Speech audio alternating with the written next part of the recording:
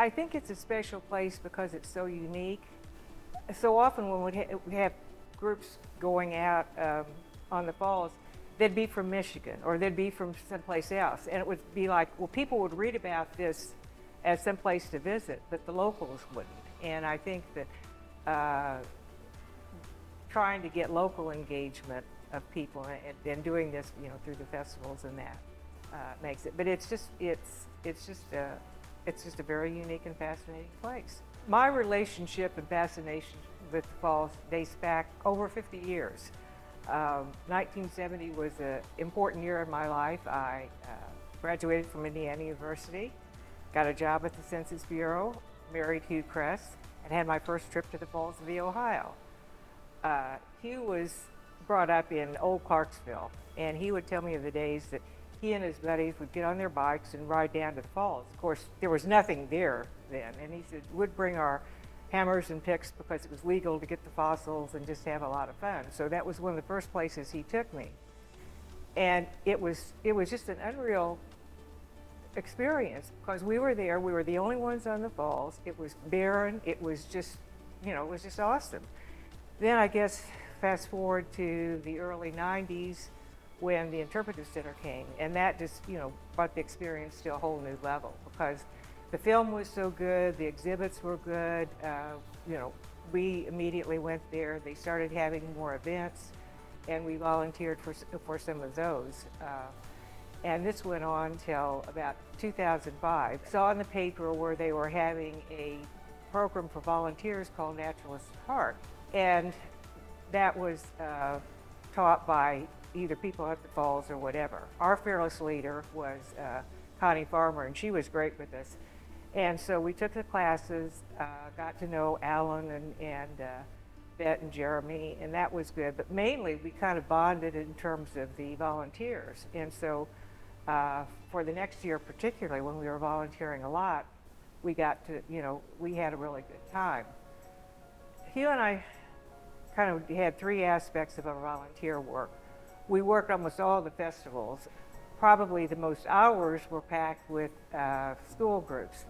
At that time, particularly because the whole Interpretive Center was still relatively new, we had a lot of school groups come, a lot from Louisville. And we would sign up for those. Usually there'd be 3 volunteers, and would divide into groups and rotated around watching the movie, which was exceptional, taking them through the Interpretive Center. And then if it was a good day, they got down on the fossil beds. If it was a bad day, then Alan just had a fossil lab that we worked. But usually my favorite thing was roving. And roving amounted to just going out on your own, freelancing. So it was a nice morning when we didn't have anything to do. We'd go down the falls. And usually it wouldn't be crowded. You'd usually see, some people out by themselves. See a lot of young kids with probably grandparents, and so would say, okay, that group looks like they don't quite know what they're doing, and so we would approach them. We had kits which we had put together, started talking to them and telling them about the falls, showing them some examples of fossils and identifying things, and then so often the beds were covered with mud or whatever, so they couldn't really even see the fossils that much. So we had our water bottle, and which ordered to have the kids scrub the falls, and suddenly fossils would appear, and it was just magic for them. So that, as I say, was probably our favorite thing. And we continue to do that over the years. Probably not as much as we did the first 5 years, but do events, bring people together.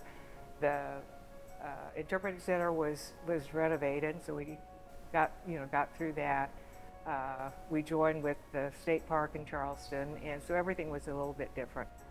Then we had years we weren't volunteering as much, and in 2018, my husband Hugh passed away, and so that was kind of a difficult time for me adjusting. I wasn't doing as much volunteering, and then the pandemic came, which was even worse, and the falls, as well as most things, were closed down.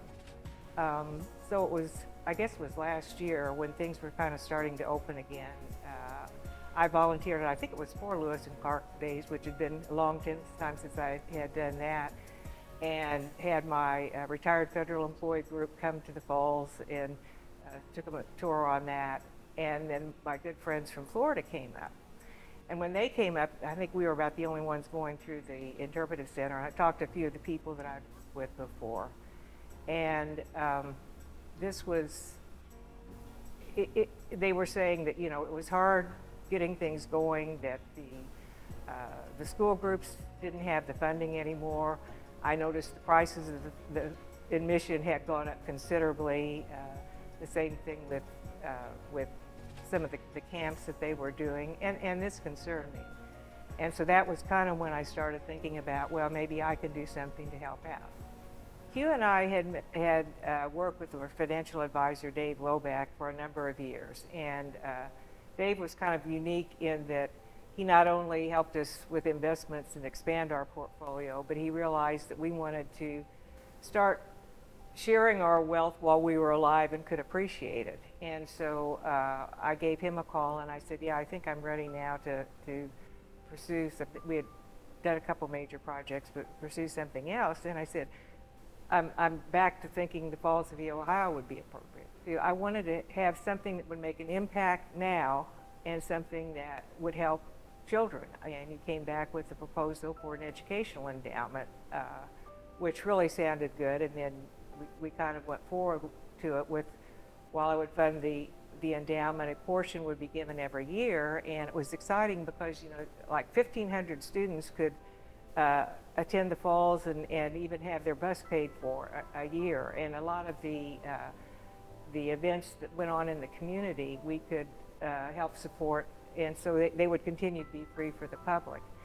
And I think my hope is that people do this and they kind of share the joy that I have in terms of giving money away and seeing it in your lifetime. One of the main concerns that Hugh and I had is we wanted to have something that was an experience or bettering people, whether it's educational. As I say, we've done some things with scholarships and other places. But I think that with the falls, it was something that was unique, but it also could get a kid an experience that was hands-on and they could feel, and it was a visceral type thing. And I think that we also found over the years, and I know the staffing has changed, but the people that we were working with the falls, the naturalists, the archaeologists and whatever, they were so dedicated. And so their passion kind of rubbed off on us. So it's just like it touches so many